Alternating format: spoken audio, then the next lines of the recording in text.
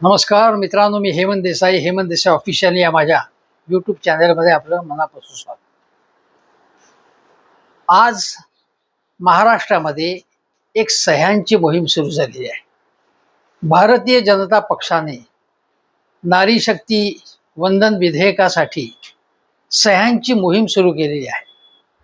भाजपचं म्हणणं असं आहे की काँग्रेस आणि अन्य विरोधी पक्षांचा नारी शक्ती वंदन विधेयकालाच विरोध आहे आणि म्हणून हे विधेयक नामंजूर झालं संसदेमध्ये, लोकसभेमध्ये. हे नारी शक्ती वंदन विधेयकच नव्हतं, मग त्याच्या आडून म्हणजे महिलांच्या पदराआड लपून मतदारसंघ पुनर्रचना आपल्या पद्धतीने करण्याचं षडयंत्र होतं. याची माहिती राहुल गांधी, प्रियांका गांधी, सुप्रियाताई सुळे, परिणिती शिंदे अनेकांनी आणि इतर अनेक तज्ज्ञांनी, केवळ काँग्रेसच्याच पुढाऱ्यांनी नव्हे तर देशातल्या घटना तज्ज्ञांनी, कायदे तज्ज्ञांनी, अभ्यासकांनी पुन्हा पुन्हा दिलेली आहे. त्यामुळे भारतीय जनता पक्ष अगदी निष्ठेने आपले खोटारडेपणाचं जे व्रत जारी ठेवलेलं आहे त्यांनी आणि सुरू ठेवलेले, ते काय त्यांना करायचं ते करू देत, पण सत्य हे आहे. आता आज मुंबईमध्ये सुद्धा या संदर्भात एक मोठी सभा संबोधित करणार आहेत देवेंद्र फडणवीस वरळी डोममध्ये. ते आता हा प्रचाराचा मुद्दा केवळ महाराष्ट्रात नाही तर देशभर बनवणार आहेत आणि या माध्यमातून महिलांची जी मतं आत्ता मिळतात त्यामध्ये भरघोस कशी वाढ करता येईल असा त्यांचा प्रयत्न सुरू आहे. 2023 मध्येच महिला आरक्षण विधेयक लोकसभेमध्ये महिलांना आरक्षित जागा देण्याचं विधेयक मंजूर झालेलं होतं आणि तेव्हाही पंतप्रधान नरेंद्र मोदींनी आत्ताप्रमाणेच असं म्हटलं होतं की आम्ही हे आरक्षण देतोय, पण विरोधकांनी याचा विचारच कधी केला नव्हता आणि त्यांचा विरोध आहे याला. मी आपल्याला आठवण करून देतो की हे जसं असत्य कथन आहे त्याचप्रमाणे 2023 मध्ये त्याच वेळी शरद पवारांनी सांगितलेलं होतं की हे पूर्णपणे खोटं विधान आहे मोदींचं. शरद पवारांनी स्पष्ट केलं होतं की महिला आरक्षण विधेयक 2023 मध्ये जे मंजूर झालं त्याला तुडुंब पाठिंबा राष्ट्रवादी काँग्रेस, तृणमूल काँग्रेस असं आम आदमी पक्ष सगळ्या पक्षांनी दिला होता. 1-2 मतं फक्त त्याच्या विरोधात पडली होती, ती दुसऱ्यांची पडलेली होती, पण सगळ्या विरोधी पक्षांनी त्याला पाठिंबा दिला होता. त्यामुळे विरोधकांचा विरोध आहे या विधेयकाला आणि आम्ही मात्र सुधारणा करतो आहोत आणि हे प्रगतीमध्ये बाधा आणतायत, हे खोटं आहे असं शरद पवारांनी सांगितलं. दुसरं, शरद पवारांनी अत्यंत महत्वाची एक गोष्ट तेव्हाच सांगितली ती म्हणजे 2023 साली, ती अशी की महिला आरक्षण आम्हीच पहिल्यांदा देतो आहोत, हे खोटं आहे असं शरद पवार म्हणाले. आणि मग त्यांनी त्याची माहितीच दिली, तेव्हाच दिली होती की महिला आरक्षण 1992-93 मध्ये देशामध्ये आणि महाराष्ट्रामध्ये लागू करणारा पक्ष म्हणजे काँग्रेस होता. राजीव गांधी यांच्या कार्यकाळातच या दृष्टीने पावलं पडत होती, पण नरसिंहराव पंतप्रधान असताना देशामध्ये स्थानिक स्वराज्य संस्थांच्या पातळीवरती हे आरक्षण देण्यात आलं. आधी 33% आरक्षण होतं, मग 50% आरक्षण होतं. मला आठवते की अजितदादा एकदा म्हणाले होते, आजच बारामतीमध्ये एक मोठी सभा झाली, सुनेत्रा वहिनी उभ्या आहेत पोटनिवडणुकीसाठी आणि ते तिथे अजितदादांच्या आठवणी जागवल्या गेल्या. पण एक आठवण या निमित्ताने मी सांगतो तुम्हाला की अजितदादा म्हणाले होते की ज्यावेळी हे विधेयक आरक्षणाचं स्थानिक स्वराज्य संस्थांमधल्या विधानसभेमध्ये चर्चेला येणार होतं तेव्हा बराच उशीर झाला होता. शरद पवार म्हणाले की कितीही उशीर होऊ देत, पण हे आरक्षण आणि हे विधेयक मंजूर करून घ्या असं शरद पवारांनी आम्हाला स्पेसिफिकली सांगितलं होतं. ही जुनी गोष्ट आहे बघा, त्याला एक 33-34 वर्ष झालेली आहेत त्याला, आणि शरद पवारांनी ते सांगितलं होतं. आज शरद पवार आजारी आहेत, काहीसे त्यांचे उपचार त्यांच्यावरती चालू आहेत, पण शरद पवारांनी महिलांसाठी प्रचंड काम केलेलं आहे. हा इतिहास आपण विसरता कामा नये. शरद पवारांच्या मातोश्री या शेतकरी कामगार पक्षाच्या होत्या. आणि त्या काळामध्ये म्हणजे शरद पवारांचं वय आज बघा 85-86 आहे.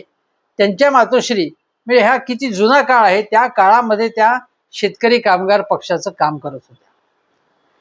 आणि त्यामुळे शरद पवारांच्या घरचं वातावरणच मुळात अतिशय प्रगतिशील होतं, सुधारणावादी अशा प्रकारचं वातावरण होतं त्यांच्याकडचं. आता मला हे सांगायचं आहे की महाराष्ट्रामध्ये 1975 साली जेव्हा आंतरराष्ट्रीय महिला वर्ष जाहीर झालं जगामध्ये, त्यावेळी महाराष्ट्रामधल्या एक महाराष्ट्र स्त्री मुक्ती संघटना जी स्थापन झाली आणि त्या स्त्री मुक्ती संघटनेमध्ये शारदा साठे होत्या, ज्योती मापसेकर होत्या, बऱ्याच जणी होत्या. त्याला 50 वर्ष होऊन गेलेली आहेत. आणि या सगळ्या ज्या होत्या त्या कम्युनिस्ट विचारधारा मानणाऱ्या होत्या. आणि त्यानंतरच आपण त्या संघटनेने अतिशय महत्वाचं काम केलं, ते आपल्याला विसरून चालणार नाही. त्यामध्ये म्हणजे महिलांचं आरोग्य असेल, महिलांचं शिक्षण असेल, महिलांचं आरक्षण असेल, महिलांवरचा अन्याय असेल, अशा अनेक गोष्टींवर त्या संघटनेने काम केलं. महाराष्ट्रामध्ये संयुक्त महाराष्ट्र चळवळ जी झाली ऐतिहासिक, त्या चळवळीमध्ये आपल्याला अनेक महिला नेत्या होत्या, कम्युनिस्ट नेत्या होत्या, समाजवादी नेत्या होत्या. किती जणांची नावं सांगायची? तारा रेड्डींचं नाव ठळकपणे आपल्याला घ्यायला लागेल. हे सगळे समाजवादी असतील, कम्युनिस्ट असतील, अन्य पक्षाचे, शेतकरी कामगार पक्षाचे नेते, यापैकी अनेक महिलांनी लाठ्या काठ्या सहन केलेले आहेत. कॉम्रेड डांगे यांच्या पत्नी उषाताई डांगे यांचाही ठळकपणे आपल्याला उल्लेख करावा लागेल. तर या लोकांनी, या मंडळींनी, या महिलांनी खूप काम केलेलं आहे. केवळ मोदी मोदी मोदी असं करायचं आणि हे सगळं विसरायचं, हे बरोबर नाहीये. महाराष्ट्रामध्ये मृणालिनी गोरे आहेत, अहिल्याताई वाघ महिला प्रतिकार समिती होती, महागाई विरोधी समिती होती. केवढं काम केलं त्यांनी. आणीबाणीत तुरुंगात गेलेत अनेक महिला नेत्या. पण मुख्य म्हणजे गोष्ट अशी की महाराष्ट्रात हुंडाबळी असो, स्त्रियांवरचे अत्याचार असो, स्त्रियांविषयीचे कायदे असो, यासाठी जे लोक रस्त्यावरती ज्या महिला उतरल्या, त्यामध्ये मुख्य म्हणजे पुरोगामी चळवळीतल्या डाव्या कम्युनिस्ट पक्ष असेल, माकपा असेल किंवा भाकपा असेल किंवा समाजवादी असतील लोक, हे आघाडीवरती होते. आज ज्या महिला नेत्या म्हणून अनेक जणी पुढे आलेल्या आहेत, त्यापैकी अनेक जणी, सगळ्या नाही म्हणते मी, भारतीय जनता पक्षाच्या का असेना, पण कमिटमेंटनी काम करणाऱ्या नेत्या आहेत.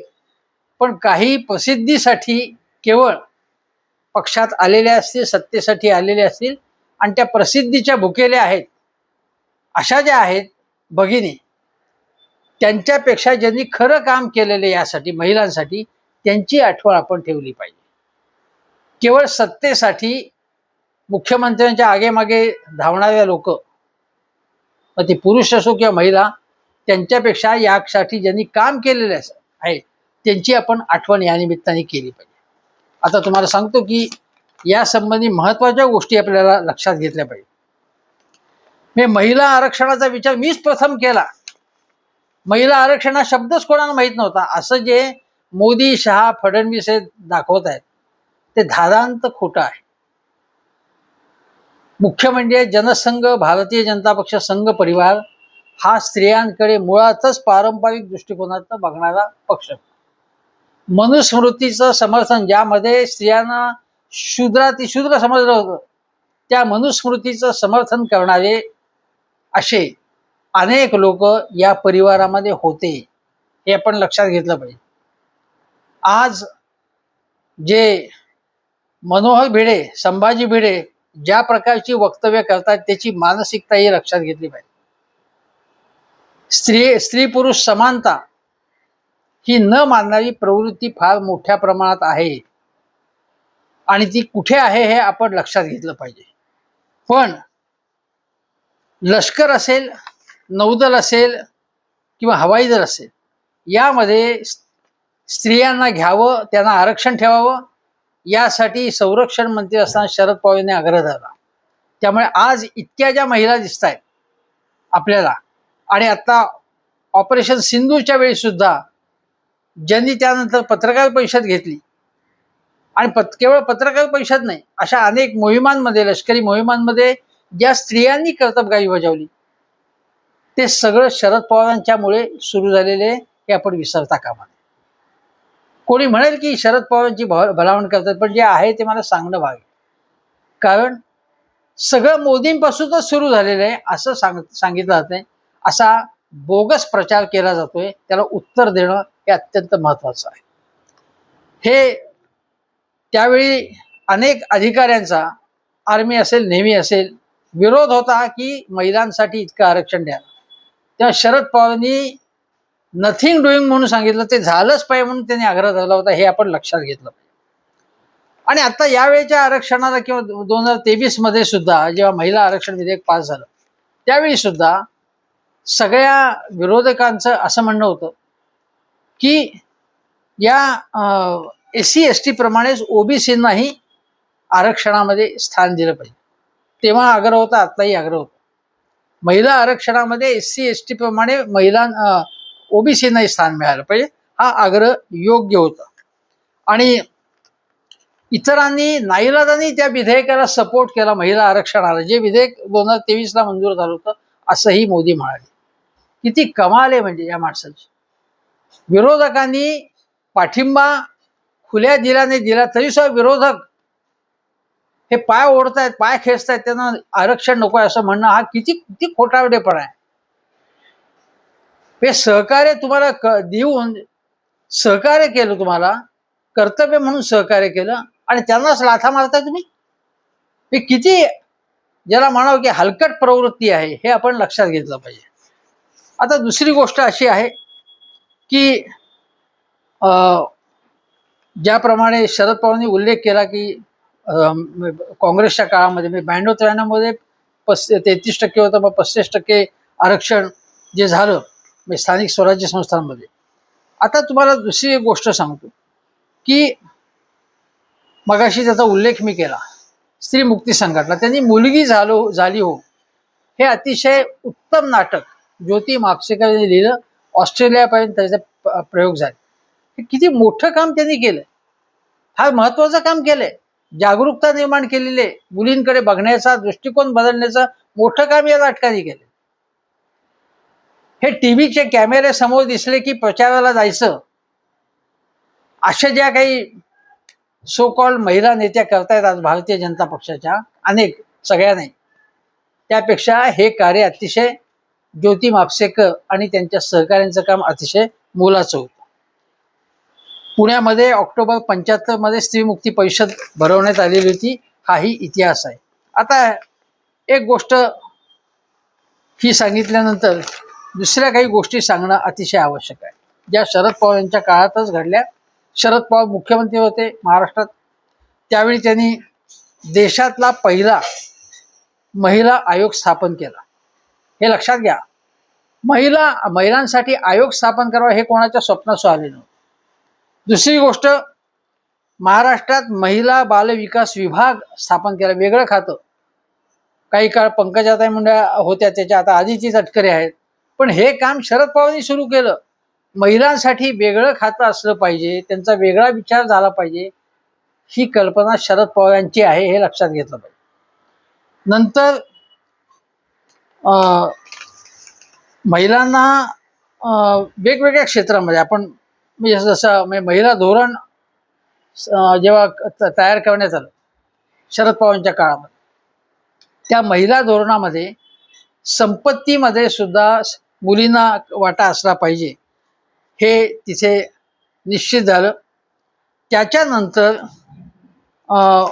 75% ग्रामसभेमध्ये 75% महिलांनी जर असा ठराव केला की आम्हाला इथे दारूचं दुकान नको, तर दारूचं दुकान तिथनं असता कामा नये, यालाही महिला धोरणामध्ये असा आग्रह धरण्यात आलेला होता.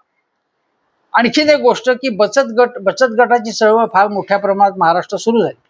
आणि मला आठवते की यशवंतराव चव्हाण प्रतिष्ठान आहे, त्या प्रतिष्ठानच्या माध्यमातून अनेक सामाजिक कामं घेतली जातात.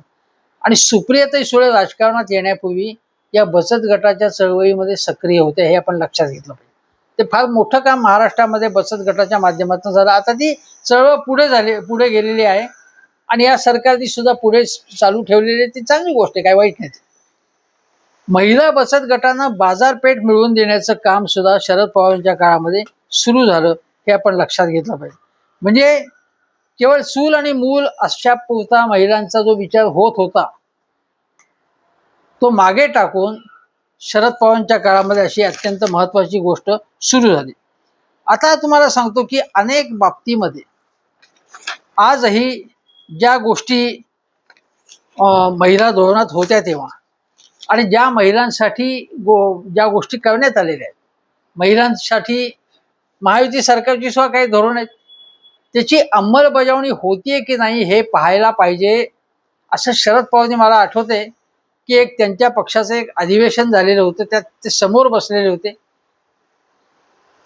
प्रेक्षागृहामध्ये पहिल्या लाईनमध्ये, आणि त्यांनी सांगितलं होतं की या महिलांसाठी ज्या ज्या गोष्टी आपण ठरवलेल्या आहेत, ज्या ज्या गोष्टी आपण सुरू केल्या किंवा नंतर सुरू झाल्या असतील, त्या अंमलात काही काही गोष्टी येत नाहीयेत, त्या अंमलात आल्या पाहिजेत, यासाठी तुम्ही आग्रह धरा, असं शरद पवारांनी तेव्हा सांगितलेलं होतं. आता या गोष्टी आपण विसरता कामा नये की महिला आरक्षणाचं काम प्रथम कोणी सुरू केलं. हे महिला आरक्षणाचा विचार हा काँग्रेसच्याच काळात सुरू झाला.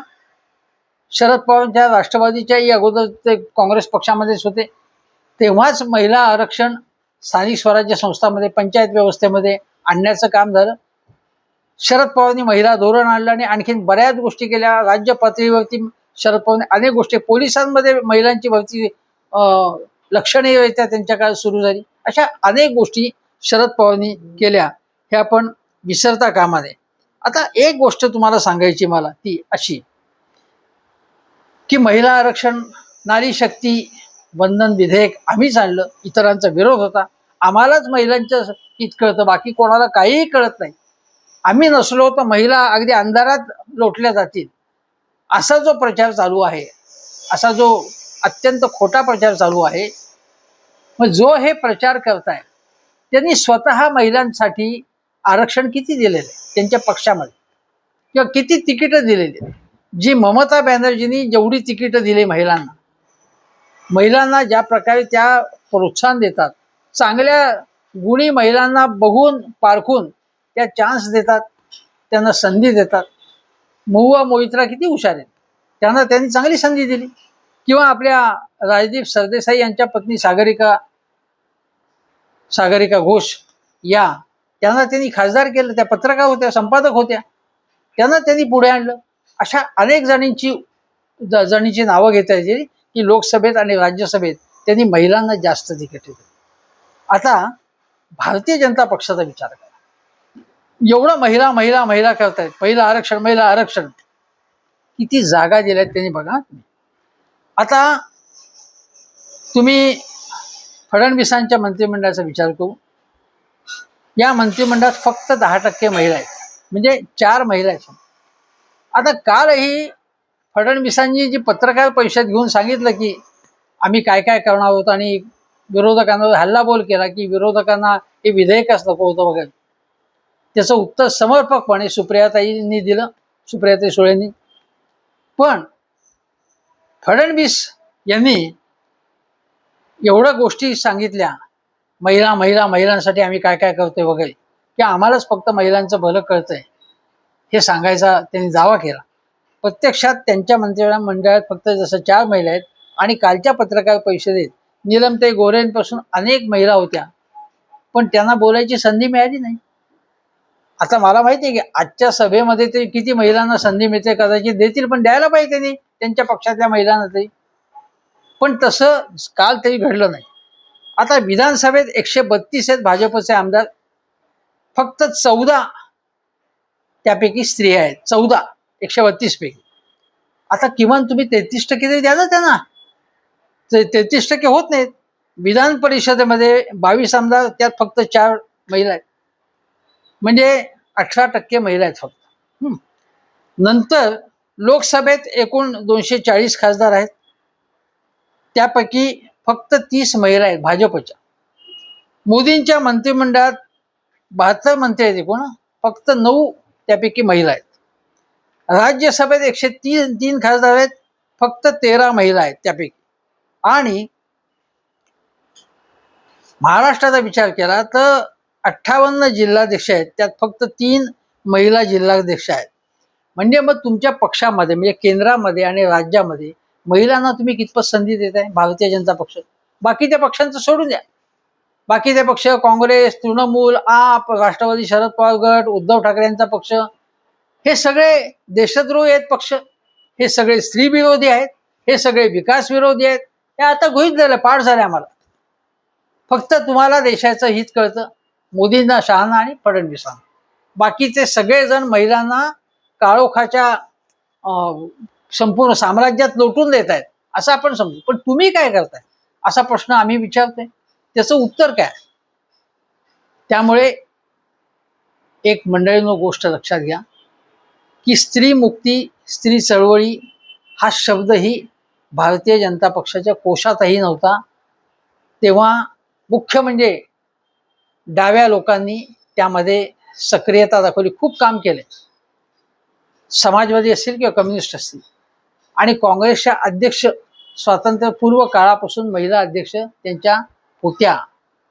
त्यामुळे त्यांना काहीच महिलांचं कळत नाही. महिला विकास, स्त्री पुरुष समानता, स्त्रियांचा विकास, हे जे नॅरेटिव्ह हे रेटलं जाते ते पूर्णपणे बकवास आहे तो, असं मला ठासून सांगायला पाहिजे. आणि महिला आरक्षणाचं खरं काम जे आहे ते काँग्रेसनी, शरद पवारांनी, राहुल गांधींनी, सोनिया गांधींनी, नरसिंहरावांनी हे पुढे नेलेलं आहे. शरद पवारांनी तर महाराष्ट्रामध्ये महिलांच्या बाबत जे काम केलेलं आहे त्याला तोड नाही आहे. बाकी शरद पवारांना ज्यांना टीका करायची अन्य गोष्टींमुळे ते करता येईल, अनेक गोष्टी आम्ही करू. पण शरद पवारांचं हे महिलांसाठी जे केलेलं काम आहे ते अत्यंत उल्लेखनीय काम आहे. आणि म्हणून याचा विसर पडता कामा नये. इतरांनी केलेल्या कामाचा उल्लेखच करायचा नाही. इतर समाजाला खड्ड्यात घेऊन जात आहेत आणि आम्ही फक्त प्रगती करतो आहे, हे जे चित्र निर्माण करण्याचं प्रयत्न चालू आहे मोदी, शहा आणि फडणवीसांचा, तो सगळं ते भ्रामक चित्र आहे ते. आणि खरं चित्र काय ते मी तुम्हाला सांगतोय आता. तुम्हाला पटते का बघा. तुर्तास इथेच हेमंत देसाई ऑफिशियल हा माझा यूट्यूब चॅनल जरूर बघा आणि पसंत पडलं तर हा व्हिडिओ शेअर करा. थँक्यू.